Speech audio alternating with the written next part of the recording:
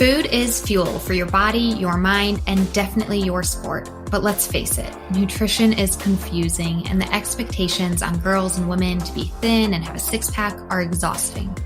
If you've ever been frustrated with your body, confused about nutrition, obsessed with eating healthy, or guilty when you don't, underate, overate, or overtrained, and overwhelmed with all the pressure, then this podcast is for you. Nutrition can be easy, you can take control of it, but it might start with letting go of control by asking for help and making a change. I'm Lindsay Elizabeth Cortez, sports dietitian and owner of Rise Up Nutrition, where I empower female athletes to overcome nutrition concerns and perform at their highest level, to stop being confused by all the mixed or harmful messages, and finally have confidence in your body as a fierce, fit, and fueled female athlete. All right. I'm here with one of my clients, Anna Grace, and she's here to tell us and tell all of you her story of, just nutrition, exercise, body, as well as her experiences in working at Rise Up Nutrition, working with us and overcoming some of the obstacles she faced. And Anna Grace, welcome to the podcast. And we're really excited for you to share some stuff with us. Thank you. Welcome. Too. Yeah. So to kind of kick us off, if you could tell our listeners just a little background on you, kind of where you were prior to starting our nutrition coaching at Rise Up Nutrition, what was going on in your life that made you feel like you needed to seek out and get nutrition help? Okay. So I was in high school playing competitive soccer, and I really wanted to play soccer in college. And so I started training really hard every day and just I wasn't eating as much because I was being really healthy, and I was working out on my own, probably doing 45-minute HIIT workouts, and then an hour or 2 hours of soccer by myself, and just and then I would plan the sessions so they wouldn't even be oh, I'm going to go take a ball around. They'd be I don't know.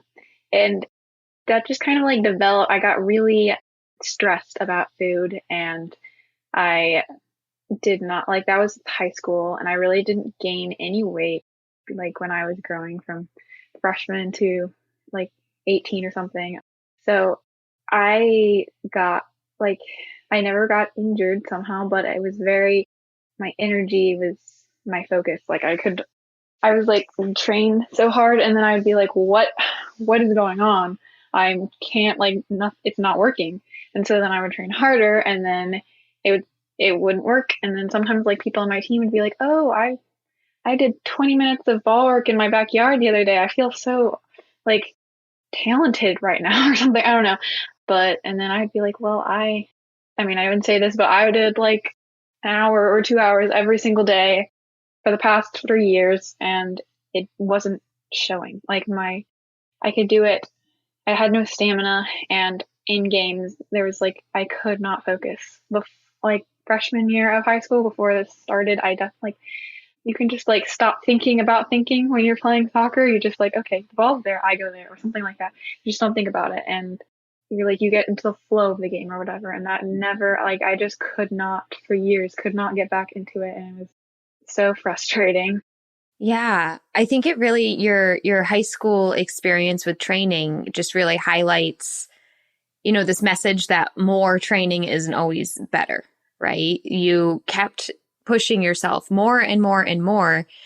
And one of the reasons for that is because you weren't seeing results. And so you're not seeing results, and you keep pushing yourself more and more and more. And it just kept backfiring. That's, kind of the difficult lesson that you learned, or maybe you didn't learn yet, but you eventually learned, is that that's not always the best approach to training. And yeah, people around you were doing way less than you and seeing more success. And, you just have that personality trait, which is wonderful in other areas of life, or if used appropriately, but that personality trait of discipline and hard work, that's something that you just, could apply to your life. And the frustrating part was that it wasn't getting you results.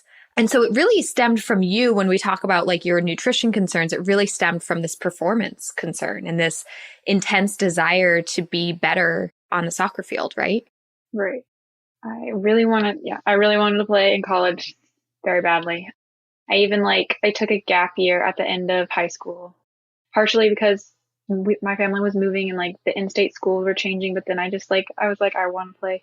I gave myself another year, but I didn't change. I just like had more time to play soccer and just like I think I had like just rules to like train such and such a many hours a day. And like sometimes I'd be like, well, this is like pros train like twice as much of this a day or something. But I had no energy. So it was so hard to just do like my set amount that I decided on. And yeah, I didn't know what was going on. Yeah. And I want to stop you there and talk about that because I think there's a lot of young athletes that look at what the pros are doing and just try and mimic it. And that's not the right way. To say it bluntly, that's not the right way. You have to build your way up to that. So just copying what someone else is doing isn't inherently going to work. You know, a pro had to build themselves up to that, and you would have to do the same thing in your own right. And so it makes sense that like, yeah, just complete fatigue and exhaustion was just circulating you. And, you know, at what point, Anna Grace, did this drive to be better at soccer and keep training and pushing harder, at what point did that translate over into changing or affecting your nutrition as well? I think that when I was like started like not just playing soccer for fun, I mean, it was for fun, but it was like with the goal of playing in college. Then I like, I don't know, I got more muscle definition from like working out all the time. And I never like had some time when I like lost weight. I just didn't ever gain weight. So it's like never noticeable or something, I guess. But I don't know, people would just like my family or someone would be like, oh my goodness, you look so athletic. Or how can you say that you're not like fit? You look so fit or something like that. And so I'm like, I don't know. I always felt like I was like a fraud because I was like, I should be really fit and I should be like really great athlete and I want to be and I'm trying everything. Obviously, apparently I should be, but I did not feel like that. And so I just like, but I didn't change anything. I was just like more committed to eating a perfect diet and like not eating anything that could hinder my performance. So I guess it was kind of like orthorexia, but I also was just like terrified of, I felt like the only thing that I did have since I wasn't getting like playing soccer how I wanted to was that I looked like an athlete. And so I was really scared to lose that. And yeah, not being scared of doing that means that I didn't want to be anywhere close to the line of possibly not looking athletic anymore. And so I just kind of got more and more restrictive and I set up new normals that now looking back is just weird to think about. But yeah, you know, this is really interesting, you know, that the reality is you weren't achieving your goal of having energy or being a great athlete like you were training so hard to be, but that wasn't the reality. The reality was you were burnt out and run down and no energy. And so you weren't reaching your goal. But what you did have, you really clung to. What you did have was you looked like an athlete. And then that became what you then kind of couldn't let go of, even though that wasn't even the main goal of yours. You know, and I just think that's interesting to reflect upon because even to even challenge that, you know, what does it really mean to look like an athlete? You know, because I think athletes come in all different shapes and sizes, pending your sport, pending your genetics. And, you know, that's something that I definitely, you know, you and I had lots of conversations about that, you know, we do on this podcast as well, that there can be just a wide range of body diversity in sport. And those comments of like, but you look like an athlete can be so damaging because that's exactly what you clung on to then is like, well, okay, if I'm not the athlete, then at least I'm going to look like it. But that didn't bring you happiness. That's the problem. Because that wasn't what you really wanted. I think that's, you know, it wasn't what you really wanted. It wasn't your real goal. And meanwhile, great, you had this look that you felt terrible in. You felt like crap, right? Yeah. So that's the pickle you were in. I didn't, but I also didn't like think that that was why I was not like succeeding or doing what. So I didn't think that was a like conundrum, I guess. Right. Yeah. Yeah. At least yet, I didn't. Yeah. So I guess if we could get to that, like at what point did you come to realize that what you're doing isn't working and that there is a problem? So after my gap year, we finished this tournament, and like the very next day, I so I could have played at a D3 school, but I didn't want to go to a small school, and so I had committed to like I'm just going to go to a D1 school that I really like, and so and they didn't have tryouts for soccer, so it was just like you could go to a soccer camp, and I was like 16 hours away from them at all times, so I just couldn't do that, or that was like last chance because also so many people want to play soccer. But anyways, I decided to try to walk on the cross country team because they would allow walk on. And so like the very next day I started running on the treadmill, and I ran all summer, like 3 months or something, and then got to school and I kept running, and I was emailing the cross country coach, and I got one run. I had done too much. I had played 2 hours of futsal and done an interval workout on treadmill. And then the next day my calves were so tight that I was like, no, I have to go on a run.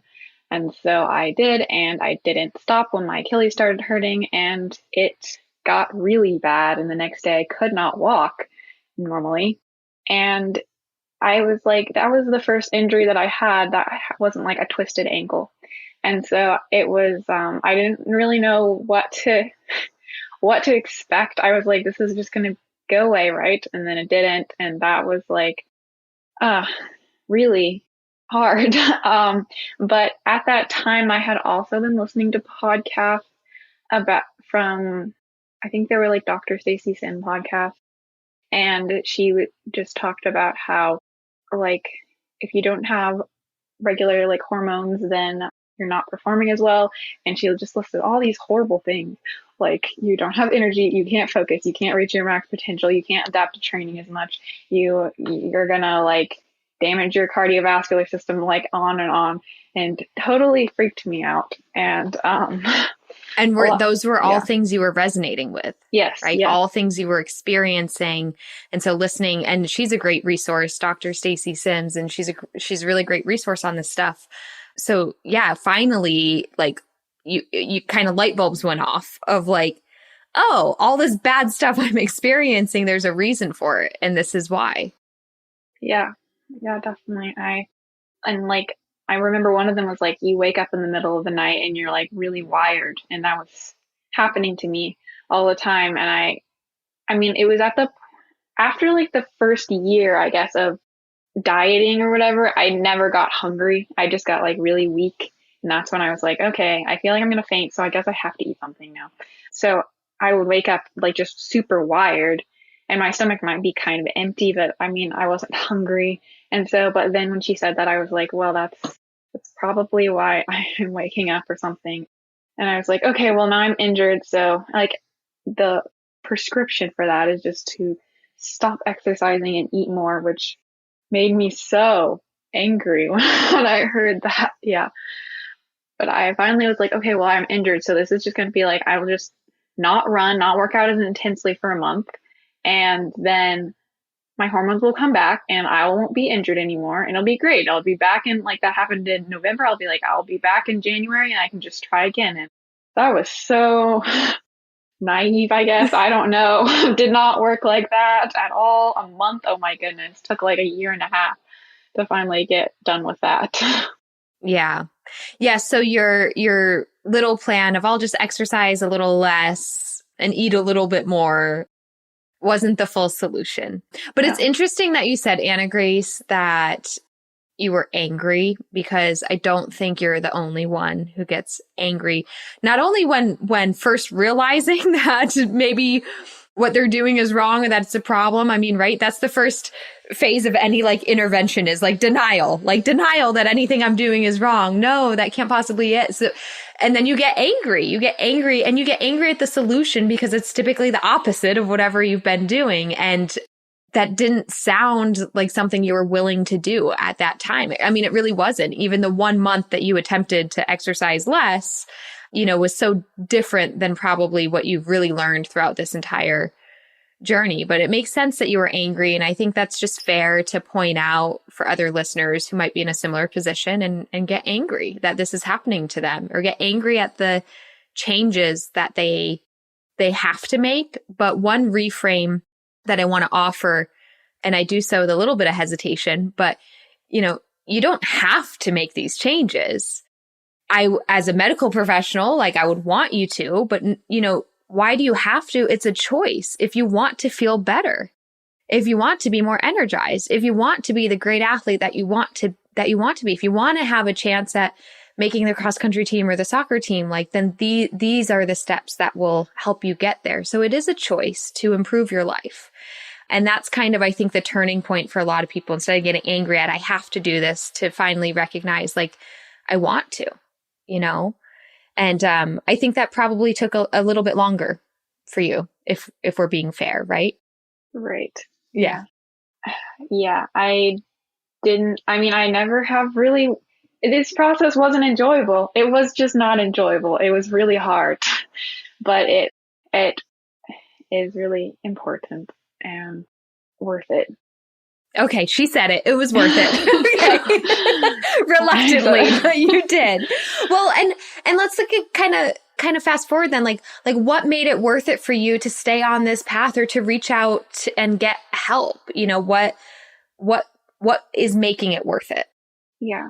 So I just wish that like it hadn't taken so long, but it's worth it to me because I didn't feel like I was a fraud for like looking healthy, but not, or trying to be healthy and not being healthy or something. But I was like, because people thought I was fit and I wasn't fit. That's why I felt like a fraud before. And then, when I listened to these podcasts and I was like, I look healthy and I like claim to be trying to be healthy, but I'm not actually, and I'm not willing to be, because then I have to gain weight and I have to look different. And during that time, I felt like I love science. That's kind of why I was listening to those podcasts. I loved like exercise physiology. Now I love endocrinology. I love food science.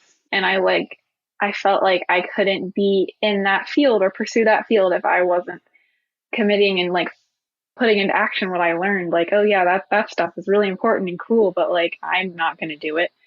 Like I couldn't. That's honestly a huge drive for me, because I just feel like I can't be a scientist and not care about having hormones and not like just do whatever, put body image, put my pride in my athletic looking body aside and to do like what is actually healthy for it. And I'm just like tearing myself apart instead. Yeah. Yeah, I think there's a lot to be said for that, and kind of the different phases of how we can feel like a fraud. But there's a lot to be said for, especially if you have an interest in nutrition or health or endocrinology or fitness, and you want to share that, passion with others or pursue it as a career. And it's like, okay, well, then you need to fix yourself first. That's where it's going to start. And so as difficult as that was, I think it was also such a, mature thing of you, if I can say that, to just recognize like, wait, I need to be able to look myself in the mirror and have confidence in what I'm doing if I'm going to go any further with this. So that's really good. Now, I want to go back, Anna Grace, to what you were saying about like how long this took. Because it's from the moment of kind of recognizing that you had a problem. But I think for you, it kind of stems before that, because you're like, well, I was feeling exhausted for a couple of years. And then you finally discover kind of, wait, it's all these things of under, probably energy deficiency, red-S, also amenorrhea. And so you discover your, problems, you kind of identify them per se, and then you attempt to fix them on your own. But like you kind of mentioned, we were angry. We weren't fully willing at the beginning. At what point did you realize maybe you needed extra help and not being able to do it on your own anymore? Yeah, I wish I had gotten help in high school. I have a lot of regret for all those very difficult training hours that didn't do anything for me. And then I didn't want to have another person help me at the beginning. Also, so I think of all this happening at November in 2019. That's basically my starting point, is the day that my Achilles hurt. I got injured. And then until that summer, the first summer, then I was like, I'm just going to fix this by myself because it should not be a big deal. I just have to eat more and exercise less. That sounds so simple. Yeah. I mean, it was you just have to do it. So that's what I kind of told myself. But that was a lot harder. And also my version of exercising less and eating more was inadequate. It was very, very inadequate. And I was very frustrated. I was like, well, I'm doing it and nothing's happening. Mm-hmm. I love that you just said that my version of exercise less and eating more was still inadequate. And I think that really highlights where getting professional help really can better the situation to see what the reality is of what's right for your body. Because we can certainly make our own judgments or just compare ourselves to our past selves. But it's like, what are we comparing here? We're comparing, well, I'm eating more than other people. Well, how do you know that other people are eating the right amount or that would work for your body? So I think that really highlights why getting that extra help can be so important for people who might be feeling just as frustrated of but I am doing all these things, but it's your perspective might be different than what the reality of what you need is. Yeah, definitely. And that first summer I went to a normal doctor that is under my health insurance, and they were just going to be birth control or hormone replacement. And I was like, well, I mean, I have now researched so much, which also I don't know. I just really recommend getting help and stop looking at all the horrible things that are happening to you about hormones or whatever problem you're having, because that's just really depressing and frustrating and puts you on a time crunch. And it's Yeah, I think I kind of want to highlight that too, because you did so much. Like you were going through this journey a year and a half, before you came to me. And that is one of the things that stressed you out so much, is you had almost over researched. And the research in and of itself can be a stressful process, as well as the fear of what you're reading and instilling fear in you that can be stressful. So yeah, you definitely were one of those people that kind of caused more harm than good to yourself by Googling a few too many times. Or Stacey Sims has so many podcasts, and at some point I was like, you have to stop, because every single I don't know, I think that because people not many people know about it, they feel like every time they have an opportunity to have to drill home how horrible this is and you have to change it. And so I just was so depressed every single time I listened to. Yeah, it did. And I was not a complete human being at the end of every podcast until I solved this problem. And that was, it was not good motivation. It was kind of just beating yourself with a stick. Yeah, it's so interesting because, this is important. This is important to fix and to solve, but it's also good to recognize when you are making yourself depressed and unhappy. And I think too, that's the time when it's okay, then go get help for this, because you were just getting so upset and so depressed by, like you said, just listening to the stuff saying this is so bad. And you're sitting here well, this is my situation right now. So you just felt terrible about it. Yeah. That it certainly didn't help your mindset, I don't think. No. But it did give you the education that you needed. It did. I was when they were with the birth control and the hormone test and everything, I was bye. But so you knew how to respond to those doctors who were giving you Yes. advice to go on birth control. You knew, nope, that's not the path that's going to get me the real result. No, because that just like blinds your or masks your problem. And also like, I mean, I've read like birth control, you still don't get the same training adaptions or can get the same intensity when you have not your regular fluctuations and like naturally produced hormones, which is, really frustrating. I would love to just go on some pills and then it'd be fixed a lot quicker, a lot easier. But yeah, so then I found, I don't know where I found this person, but an endocrinologist in the UK. Should I say her name or not? Yes, because we've had her on this podcast, Dr. Nikki Kay. I'll include it in the show notes, but she's a wonderful expert in this field and in the field of like hormones and endocrinology and amenorrhea. So you can listen to that podcast episode. I'll link it in the show notes, but continue. Yes. So she helped me. I just would send her my blood results, and then she would email me advice or like a virtual meeting like this. My parents thought it was very extreme that I had contacted a doctor in the UK, but I was just I can't do this by myself anymore, and I couldn't find anyone else. I didn't know who else, because the doctors I went to always were like, well, this is not a problem and it's not related to your soccer certainly or something. And so it was really good to have validation that this was the cause of my problem and that I was going the right direction. So I made some progress with her. It was very slow and back and forth. And yeah, I did get some periods after that, which was huge. Yes, it was.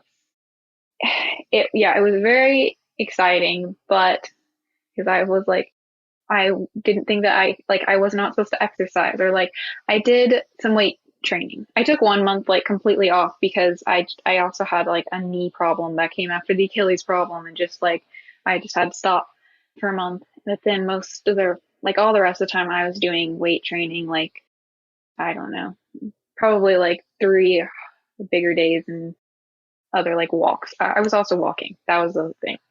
I wanted to run. I wanted that year, I just felt like I was under such a time crunch because I wanted to run college cross country. And yeah, my time was slipping away. And I had been so close to at least getting a shot at that. But it wasn't really enough support, because also I would not have called this an eating disorder at this point. I would call this a physical issue that my body is being very annoying and it's not cooperating, and I'm doing everything, but it's not. So Nikki, through Dr. K, Nikki, she encourages you to have 3 air quotes perfect cycles or something that are within around 30 days or whatever before you start running, and then just the slow progression with running. And I was never getting to close enough, and I was just oh yay, but no, it's too late, it doesn't even count now, or something like that. And so frustrated.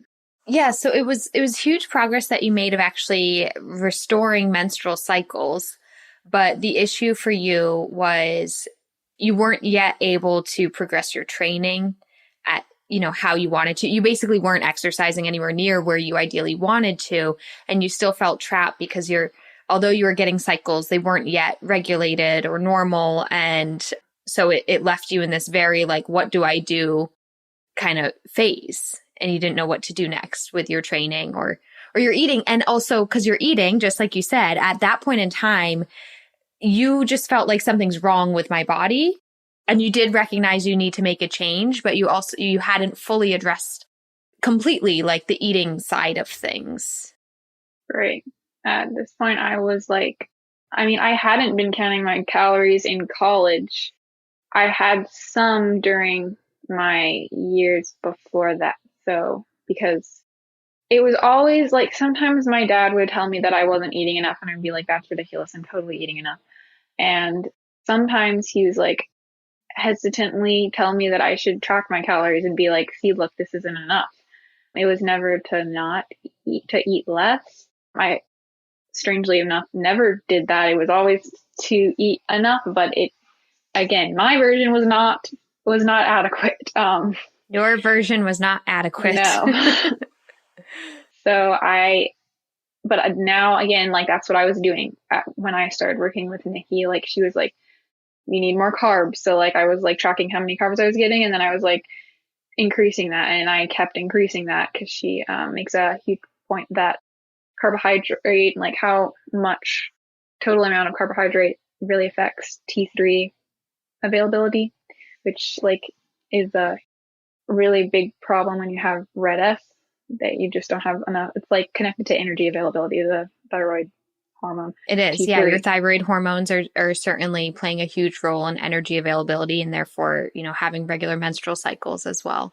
And just metabolism, because your thyroid regulates so much of your metabolism. So I was like tracking really closely, and we were getting, okay, so that year in college, I was like eating the exact same amount, basically net calories every day, depending on how much I got to work out. And I was like, it just wasn't like, I wanted to be done. I wanted to stop thinking about this. I wanted it to be over and to me just be like, go on a run whenever I wanted to. And so I was like, I remember I called my mom one time at college and I was like, I can't do this. I want it to be done. This is never going to get finished. And this summer, I'm just going to get like a dietitian and just do whatever they say or something. I'm just going to gain tons of weight. I don't care. I just want it to be over with. I was kind of angry. I was crying angry during that conversation, but I was like, I don't know what else to do. Hey fans, I hope you are enjoying this conversation so far, and we'll be back to it in just a moment. But first, I want to pause and let you know that this episode is brought to you by the Female Athlete System of Transformation, aka the Fast Track, to overcome disordered eating and use food as fuel to perform at your highest level. The Female Athlete System of Transformation is my unique program and proven systems to guide female athletes to understanding and implementing the proper nutrition for their sport, life, and health. Myself and my team of registered sports dietitians work one-on-one with clients to address their unique needs and counsel them through the nutritional and behavioral changes needed. Many female athletes who resonate with disordered eating, mental guilt around food and body, relative energy deficiency in sport or female athlete triad, amenorrhea, repeat injuries due to negligent nutrition, or frankly, just a lack of knowledge and understanding on their fueling needs, have seen incredible success in the Fast Track. After years of working as a sports RD, I've compiled the most effective ways for female athletes to learn nutrition, be supported, be challenged, and ultimately find their success with fueling as fast as possible. So don't wait another day. Get to your goals faster by joining the Female Athlete System of Transformation. Look in the show notes or head to the website to book a free call and learn more.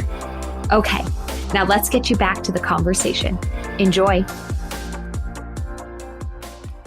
And I think you also had a very like all or nothing mindset in many ways. Even just what you just said of like, I want this to be over with, so I'll gain all the weight, and just this, like these very extremes, right? When it's funny, because when you came to me, I never set a weight goal for you anyways. It's like, we've talked about this a lot, but like, I've never set a goal for how much weight you need to gain, because it's irrelevant as long as you're putting the appropriate amount of energy into your body. But you just that all or nothing mindset and kind of extremes is kind of where you were living at that time too, and fortunately you knew you didn't want to go backwards, and you didn't want to go back to no energy. And you were on this path of complete determination to not be a fraud anymore, to get healthier, to get your period back. And I think you finally, like you said, you got menstrual cycles, but then you felt trapped with like, even your nutrition of feeling trapped of like, well, I eat this when I burn that. And it wasn't getting you the full solution. You were feeling trapped with the rigidity of your nutrition and still feeling like you didn't have the full result of the flexibility to train at the level that you wanted to and, go to soccer tryouts. And I think that kind of brings us to when you came to me, right? Because like you said, you told your mom, I'm just going to go all in and work with a dietitian and figure this out. Right. I felt very trapped because I was like, well, if I have to gain more weight, then I'm not going to look the same. I can't do that. But then I was like, but I can't stop eating. I want to stop eating so badly and let's go back to how I used to look and how people used to think of me. I mean, I don't know how they thought of me, but how I thought they thought of me as. And yeah, I would just I felt like nothing was like my efforts weren't working. But then if I went backwards, then I just couldn't go backwards because I had already invested a year of my life into this. And again, I felt like I could not go into the scientific field with this if I couldn't. But then I started to recognize that this was not just, I couldn't be objective, that this was a mental problem because I apparently couldn't gain weight, even though I knew that it was good for me. And that is when I started thinking of it that I had an eating disorder, which sounded very dramatic, sounded like I kind of had always felt like people around me would think that I was too smart to not do the objectively logical thing. So I felt like they're kind of embarrassed, like, why? What is wrong with me that I can't do this thing that's obviously right? And but I knew that I could. I mean, I probably would have gotten there eventually in maybe another year or 2 years, but I felt like I could not gain weight by myself, that I needed mental support because I had already gained more than I was struggling.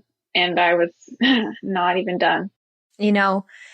Thank you for your honesty and transparency in this and just recognizing, wait, why can't I do what I know is right? I think so many people, I've been there before. Other people have been there of I know this is the right thing. So why can't I just do it? And that's where it's like, hey, maybe there is a mental component to this. And that's where help is so important, whether it's, with someone like me or a therapist or a psychologist or something, it's okay. But the fact that you were able to recognize that. And I think, Anna Grace, you and I had a really interesting conversation during our time of working together where you just kind of bluntly asked me, if you don't mind me sharing this story, you just kind of bluntly asked me Lindsay, do you think I have an eating disorder? And I think my response to you was very vague. And I was like, I don't know. Do you think you have one? And the reason I say that is because it's, labeling something can sometimes be so helpful to have a term that kind of describes what's going on. On the flip side, it can also be destructive by putting you into this box or giving you some form of identity that might not be helpful. Because the thing is, if you do have an eating disorder, I don't want you to feel like that's your identity and that you can't get out of it, because you can, and you can lose that, right? So I was like, well, what do you think, Anna Grace? And your perspective was that, I think for you, it really helped you so that you felt like, okay, this isn't just because of lack of smarts, you're a smart girl. You knew the right, quote, right thing to do. And so by calling it what it is and saying it's an eating disorder, that kind of took that pressure off of you to fix it on your own. Right. And to kind of, in a weird way, submit to the reality that this is difficult and there is a process for this in order to overcome it, instead of something's wrong with me, because nothing's wrong. This happens to a lot of people, and a lot of smart people and a lot of capable people and a lot of intelligent people. And, I also shared with you, my story that I never, when I was in college, never would have resonated with that term.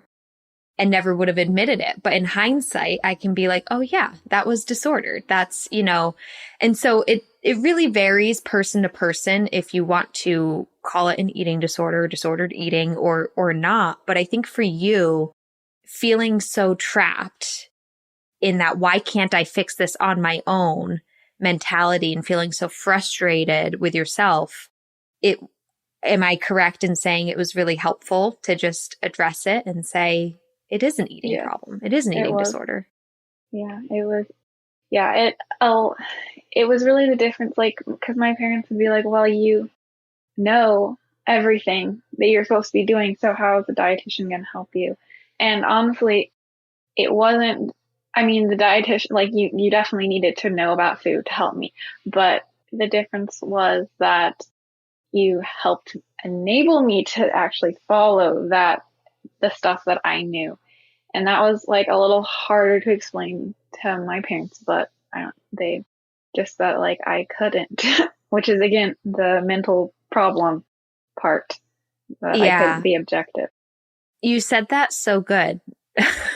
So good. I'm using it in proper English. You said that so good. You said that so well of like, Anna Grace, you came in and I even told you, as part of my programming, I have some modules to go through, and I even told you, like, it's not like, I know you know what a carb is. Okay. And maybe some of my clients don't, but I knew you coming in, Anna Grace, I know you know what a carb is, but it's not about just the information. It's about the implementation of that information. And that's what I'm here to help you do, is I'm here to help you implement it and figure out what are the obstacles and why you're not implementing it, and find a way to overcome that obstacle together. So, kind of just in a more broad answer, do you think that in working together, you've been in the fast track for 3 months. Do you think that in working together, we were able to overcome that for you? Definitely. Yeah. It definitely helped. I mean, overcome, like, done, move on with a different life. I don't know. I still have to like keep up thinking pathways, but it's helped a lot. It helped a lot change how I thought about everything, and how I could deal with my thoughts. I think that's probably more accurate than like changing what I thought, but dealing with your thoughts. Yeah. Yes. Yeah.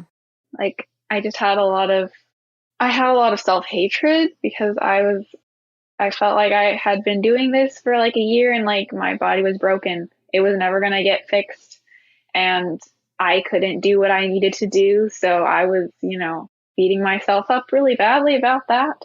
And I didn't want, I was so depressed and angry at myself. And it's very hard to pull yourself out of that. Again, like, negative thoughts, they don't help you. Like, I feel like everybody knows that, but it's not, again, not objective. Like, okay, I'm not going to think that anymore. Yeah, you can't just flip the switch and say, well, I'm not going to think that. Yeah, it's in your brain. Well, I have a question for you then, Anna Grace, okay. that I've never asked you before. But, what drew you to seeking help from me instead of perhaps like a therapist or a counselor? So, I mean, I found you on Instagram, and so most podcasts and most like people who just like post on Instagram about this are dietitians that say to stop exercising and to eat more. And they basically say, yes, it's hard, but just do it. And I mean, you can go to therapy, and I'm sure that helps. But the thing was, I wanted to be an athlete. And again, this kind of all started from, I want to perform really well, and I want to be able to perform my best. And you worked with high level athletes. And I mean, I'm not professional athlete. I didn't even get to do anything in D1 or anything, and I want to clarify, I do not think that people who get to do that are like more deserving or more just like have more value, but that's really cool when they do get to do that. That's also like not what I'm saying, but that definitely made a difference to me, because I was like, well, she works with high level athletes and she's not going to tell me to quit exercising, and she'll understand that like I want to perform in this. I loved that you helped me and are helping me like work out and try to like be a good soccer player, be a good runner again, without everything in my body working perfectly. Like you're more flexible.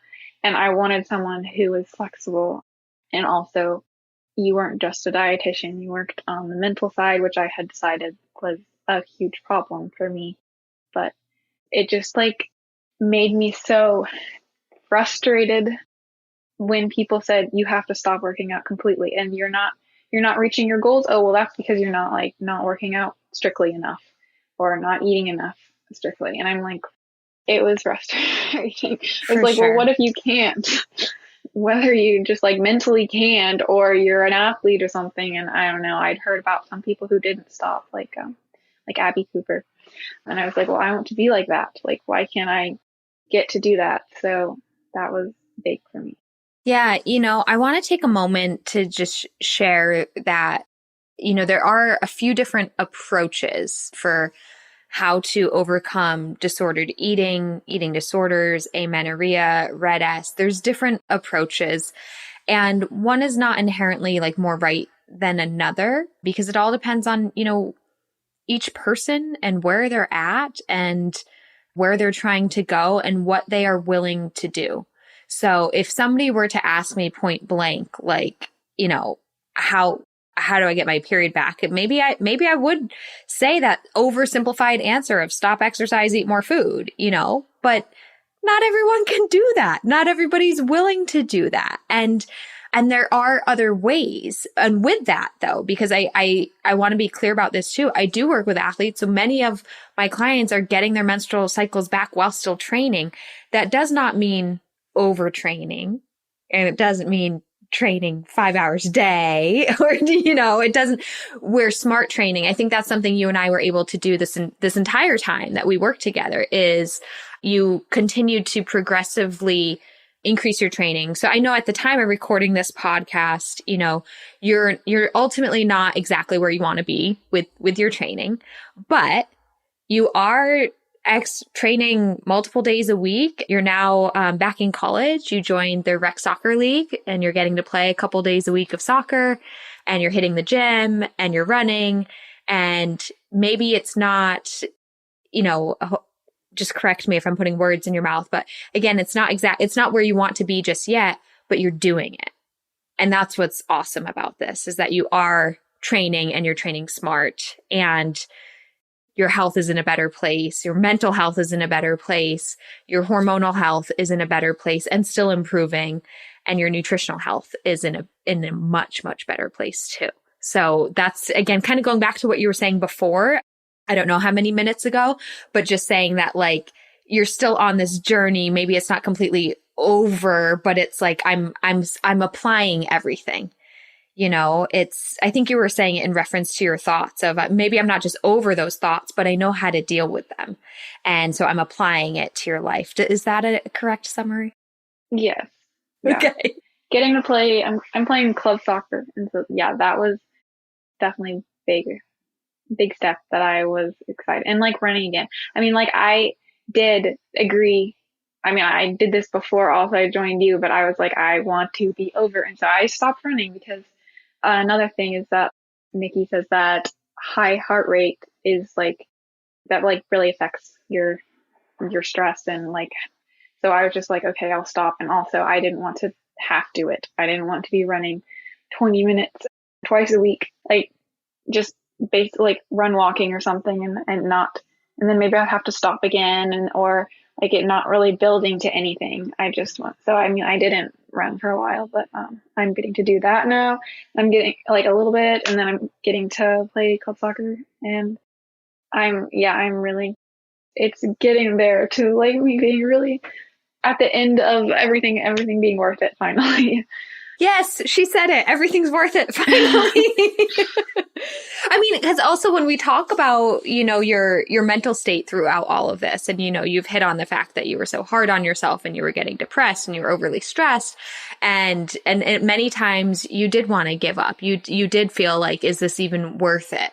And I think that's a valid feeling to even think, why am I doing this? Why am I putting myself through this? So it is a relief, Anna Grace, to hear you say, as you are now feeling better and doing better and on this path that, okay, it is worth it. And, with that, I might ask you, well, kind of two questions. So we'll start with the first one of kind of what do you think in working together in the female athlete system of transformation? Like, what do you think your biggest takeaway was, or like transformation, or biggest lesson learned? It was really how to deal with the negative thoughts I think just a huge thing was self-hatred and I was like, I didn't like how I looked, so I would tell myself how bad I looked, and then I was failing at I had to have this one goal for a whole year or something, or a year and a half, and other people did it really like 3 months, and I had failed at that. Just, beating myself up. And then in this program, I just it's kind of like learn to accept that you fail in life, and it's not your identity, and it doesn't have to be the end, and different people take different lengths, but it's more like I've definitely noticed that my thought patterns have changed. And before, in the months in college right before I decided to join the program, I would be get disappointed because of this physical sign or something, and then I would go on horrible just inner rampages, just tearing myself apart as hard as I possibly could, because I just wanted a punching bag and I only had myself. And it just made me feel just like I didn't want to live or something anymore. And now if I have a negative thought, then I don't know, I don't want to feel like that again. And I'm like, well, I mean, it's not my world, I guess. And I know that I can find good thoughts, and I don't have to feel like that. Even if I am failing, I don't have to feel like that, because I can put good thoughts into my head. I can sit down and think of things that I have succeeded in, and reasons why my life is great, and that I'm loved by God, and so that I will have an incredible future at one time in my life, even when I do die then. But there's just good things that you can think about. And I mean, I've gotten here and it's taken so long, but you can get here. You definitely can get here. I mean, there's so many times where I didn't want to believe anymore that I could get here, because I just kept getting disappointed every time something didn't work. But it really helps to not think like that, and to just keep believing, which is really hard. And again, that's something you need support system for. So every time that you're well, I just can't do this anymore, I give up, then someone can be look at this progress. You have made progress. You're not completely failing. It just takes long. This is normal that it takes this long. And then, that was really helpful for you to keep doing that. And then eventually, I can start doing that to myself. Mm-hmm. Yeah. At a time in your life where you couldn't stay positive for yourself, I think that's where joining this program was really key for you, to be that kind of guiding light and give you the hope and positivity to keep striving for, and also to shine the light on you and all the amazing things that you were accomplishing, that you already had accomplished, and that you already had within you, and to shine that light right back on you. So it's, Anna Grace, I just think it's your biggest transformation was kind of the mental shifts, because just like you said that, coming to terms with, is this an eating disorder, was because you realize it's not about the information. I know the information. Why can't I get myself to do it? It was this mental block. And so that was your biggest transformation in working together, that after so long of struggling with this, in 3 months, we were able to overcome that mental obstacle and that mental block, so that you could move forward with all the information you already knew, and so that you could apply it. And that highlights, my little tagline of being fierce, fit, and fueled. It's, that's kind of the 3 pillars of this program, and how we work with clients. Is the first thing we address is having a fierce mindset, helping you overcome those limiting thoughts and negative beliefs that are holding you back. And when you finally can remove the negativity and step into a fierce mindset, then we can focus on making sure you have a fit body. And what does that mean? Is it how you look? No, it's making sure that you're healthy on the inside out, that nutritionally as dietitians, we knew, okay, Anna Grace is getting the iron she needs. She's hitting her protein goals. She's getting her menstrual cycles. So she was healthy and fit from the inside out. And then the last piece, being fueled as an athlete and supporting you in that athletic perspective to make sure that not just being healthy, but being fueled for your sport and for your training. And so for you, I think you had so much knowledge about menstrual cycles and training and all of that, but it was overcoming the mindset piece. And I'm just so proud. I'm like sitting here. I feel like I'm just so proud of you because I'm reflecting back now, Anna Grace. I'm looking at your smile and I'm reflecting back to our first few meetings that were rough. I don't know if you really remember. I'm getting emotional right now.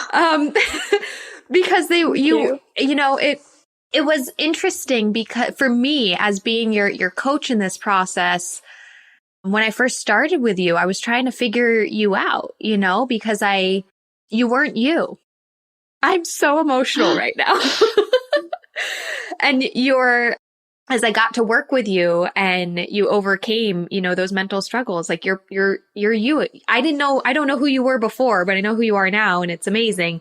And you're happier and you're focused and you can play soccer again. And, your personality has come through versus it was so clouded, before with that negativity. So, I'm a wreck right now. I'm crying. Thank you. Yeah. So I guess my almost final question, I'm going to throw a few more in here for you, but just, I think you've given listeners a lot of good advice already, but if you have any final advice, for other people who maybe are in your shoes or resonating with what you once went through, what would your advice be to them? I would say do not underestimate the mental component and look for it. And it's not everybody has mental problems, whether they're dealing with how your body looks or how much food to eat or something totally unrelated, but it's normal. But it's also very important to change it, and it can change your quality of life so much. And I would advise you to get help because it's so much easier when you have someone supporting you and validating your struggles and catching you when you're beating yourself up or getting I'm going to give up. This is pointless.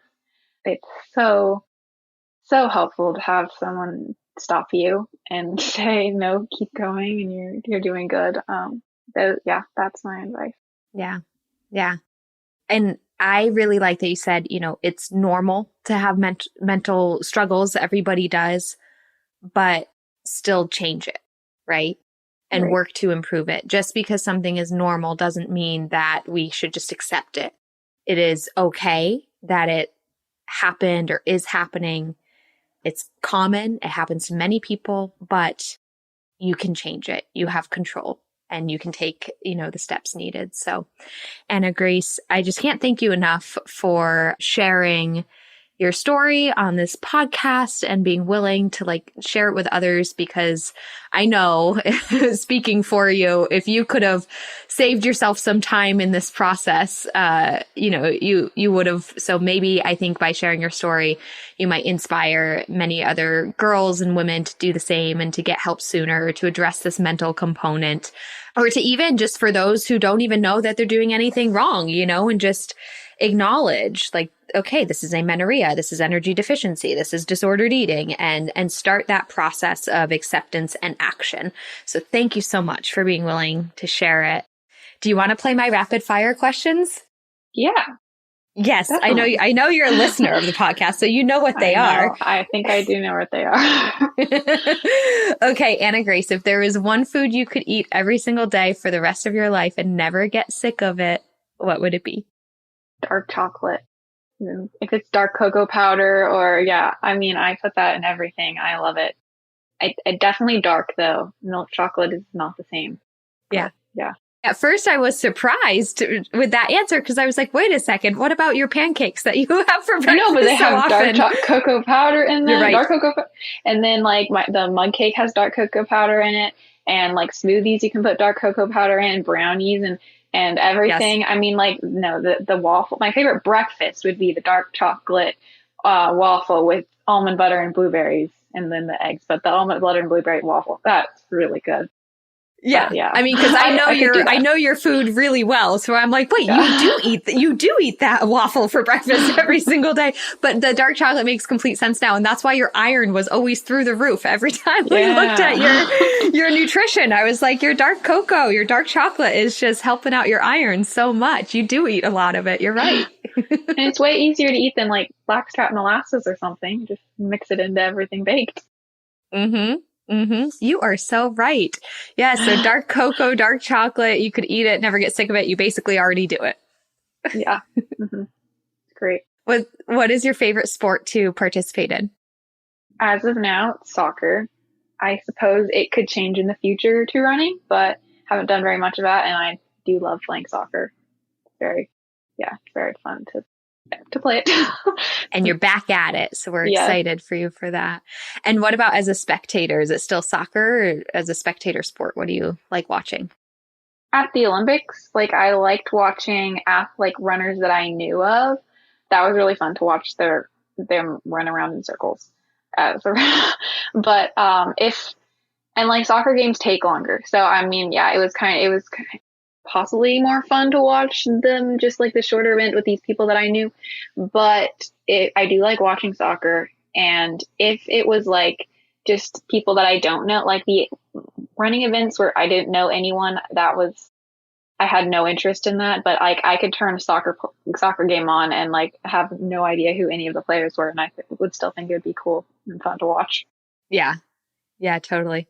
So both running, track and soccer up there. And I get what you mean about, I think the same as a spectator, like when you know people who are playing, that just makes, a huge difference. So what about if there's a female athlete that you want to give a shout out to for being really inspiring or, for being fierce, fit and fueled, someone in your personal life or someone more known, well-known professionally, who would that be and why? Well, lately I have definitely been appreciative of, especially with all the podcasts I listen to, of like athletes who've shared their stories. And I think it's really inspiring that you can have these problems. You can have like years where you're like just totally set back and not training. And then you can go run in the Olympics or something. So right now I would say that like my two favorite athletes are Elise Kearney and Abby Cooper. Because that's what they did. And I think it's so cool that they just like, no, this didn't ruin my athletic career at all. Like I went to the Olympics. So that's I love that. Super inspiring. And that's why sharing these stories is so helpful. And I think it relates to you too, when you were, in the depths of feeling like there's no hope, like there is. And that's why sharing these stories is so helpful that, athletes like Elise Kearney have, shared that, I was once there and look at where I am now. So it's awesome. But Anna Grace, we're super excited to see, how you continue to progress in your own journey. And thanks again for sharing. Yeah, thanks for having me. It was fun. It was. Fans, I hope you enjoyed this episode and conversation. If it did help you, then I want to direct you to where you can sign up for our email list. If you think the podcast is helpful, then you will also find our monthly emails helpful and our blogs helpful. And I'm also super excited to drop some new materials on you all very, very soon to include online courses and swag.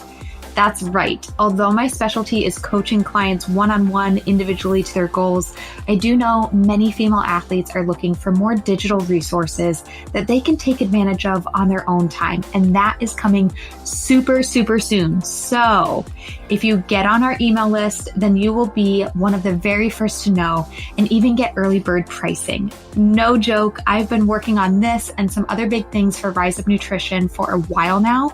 And I want you as a loyal female fan, a female athlete nutrition podcast listener, to be one of the first to know about these new and exciting things. So again, if you like the podcast, I'm sure you'll love all the other stuff. So get on our email list and stay in the loop. The direct link to sign up, just submit your email, is in the show notes. So look for that. Or you can always head to our website, www.riseupnutritionrun.com. Thank you so much and happy holidays.